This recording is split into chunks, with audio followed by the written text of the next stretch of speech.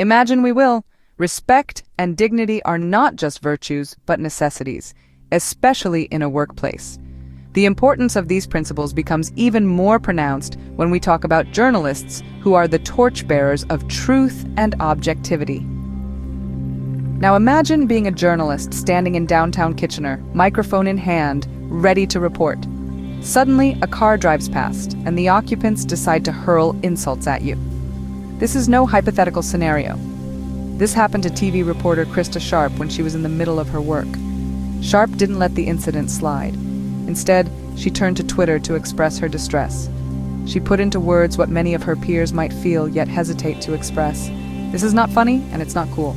As much as I'd love to say it doesn't bother me, it does. Her tweet echoed a sentiment that is far too familiar to female reporters worldwide. This still happens to female reporters everywhere, and it needs to stop. This incident, as offensive and unacceptable as it was, brought to light the stark reality of what many female reporters face regularly. The incident sparked a wave of reactions, most of which were in support of Krista Sharpe. The local law enforcement authorities didn't waste any time and promptly initiated an investigation to identify the culprits behind this disgraceful act. The Coalition for Women. In journalism, a renowned global entity was quick to condemn the harassment. They stood firmly by Sharpe, emphasizing the necessity to hold the offenders accountable for their actions. In the days following the incident, a surge of support flooded in for Sharpe. Her fellow journalists, who understood the challenges and risks of the profession, voiced their solidarity. But it didn't stop there. Notable figures from various walks of life also stepped up, amplifying the issue and denouncing the incident. This wave of support was not merely about Sharpe.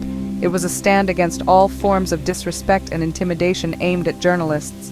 The incident became a rallying point for many who voiced their support for Sharpe and denounced such disrespectful behavior.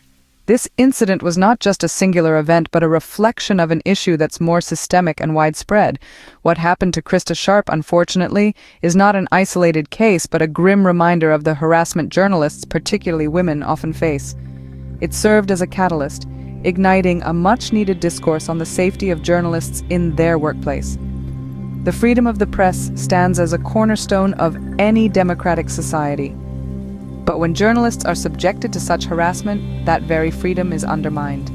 It's a situation that calls for collective action and systemic change. The Coalition for Women in journalism has put forth measures to prevent such incidents in the future. These include creating a safer work environment, holding offenders accountable, and fostering a culture of respect and dignity. These measures go beyond just the realm of journalism. They echo the need for a safe and respectful work environment across all professions. As we move forward, it's crucial to remember the importance of respect and dignity in the workplace. For journalists and for everyone else, these are not just ideals, but rights that need to be upheld and protected, and Krista Sharpe